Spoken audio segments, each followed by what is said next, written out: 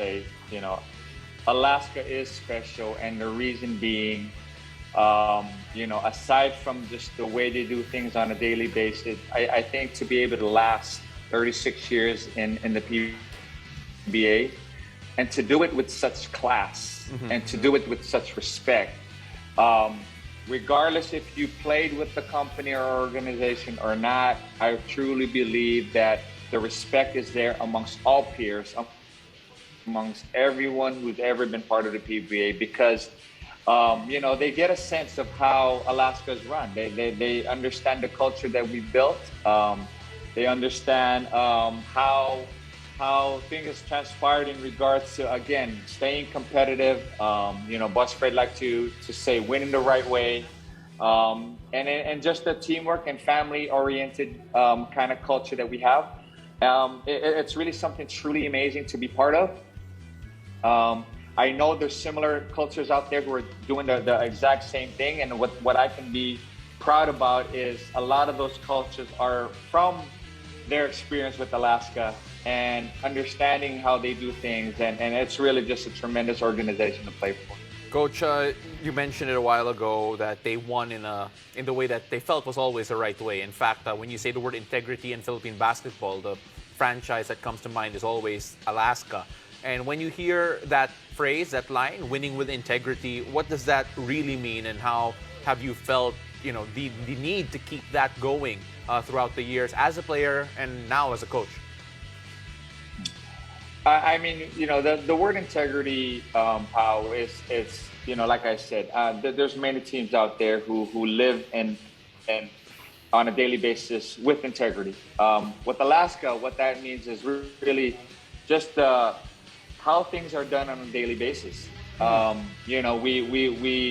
We develop guys, we rely on the draft, we come together and put in the work each and every day. We may not have the talent that most teams have, but there's one thing for sure that we do is we have that heart, we have that passion. No one's perfect. We're not saying we are, but we just like to go out there and just give our best. And we know that when we do win, it's always the right way. Sounds great, Coach. And coming from you, of course, it really hits different. But, long before you were Coach Jeff Cariaso of Alaska, you were the Jeff. Playing for the storied franchise and everything that they've gone through, one of the greatest teams, I think, in PBA history. What was your favorite memory, as an Alaska player, playing during that time? We have a guest, by the way, and it might be certain free throws to win a certain achievement, but we want to hear it from you. Oh, that's obviously one of my most memorable moments. Hitting the free throws, and aside from it being kind of like a dream, when you're a kid, it's like a dream play. You're down by, it's tied and there's no time left on the clock, or you're down by one and you shoot 2 free throws to win it. That was kind of like a dream come true for me, and that's really one of my favorites. There's a lot that I can talk about, but like I said, that's got to stand out as one of the best for me. Well, yeah, so that, for those wondering, and for those who want to Google it, it's actually the All-Filipino in 1996, if I'm not mistaken, right, Coach. And we actually asked you a while ago who were your favorite teammates of all time. And of course, the list had a lot of familiar faces. So you have Johnny A, Giorgio Lastimosa, Bong Hawkins. But the name that surprised me personally, Coach, and I think you can add more context into this, is Merwin Castelo. Throughout your time, could you? There's a little smile on your face. Now I'm really curious to why. Could you explain why he's one of the names that you had to mention? Merwin, is and he was and it still is one of my best friends, to be honest with you. When we were in the PBL together, so he joined the PBA and got drafted a year before me.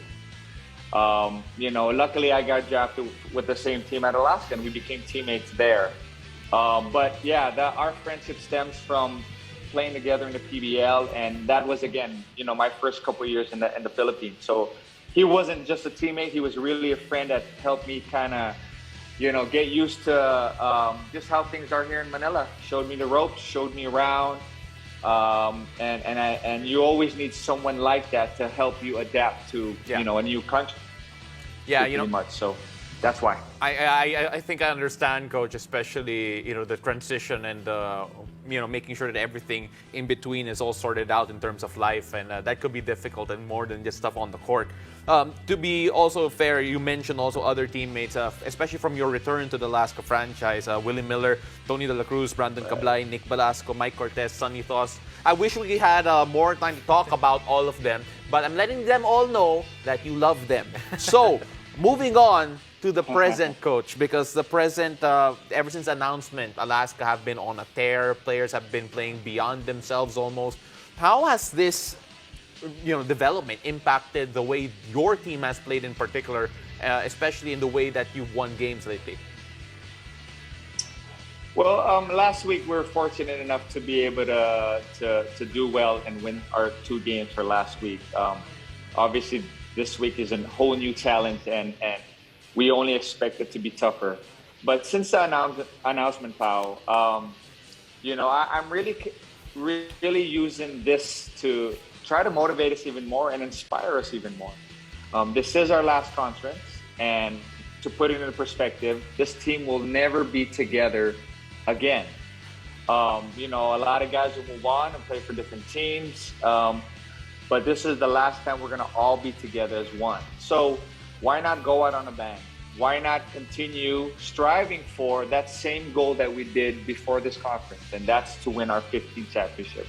That's all we're doing. It's really staying in the moment. That's the mantra I've set, to live in the moment. We passed the first 2 tests last week. We got 2 big tests this week, so we know it's only going to get harder. Definitely, Coach. I mean, I actually covered the game last Saturday, like I mentioned a while ago, and Jet was biased. I was not biased. If I were gonna be biased, I would be biased for Coach Jeff, of course. But now with everything moving forward, coming from you, Coach, just want to get maybe a message for all the Alaska fans out there that are, of course, following this last season of yours. Yeah. Right. First of all, our fans are one of a kind. I truly believe that. The numbers may not be as big as other ball clubs, and that's okay. That's how it is.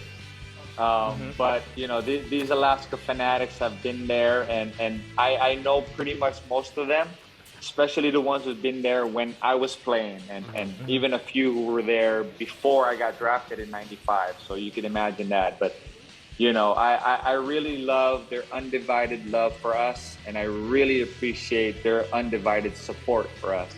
And that's one thing you can count on is our fans are unique, and they're very special to us, and we appreciate them very much.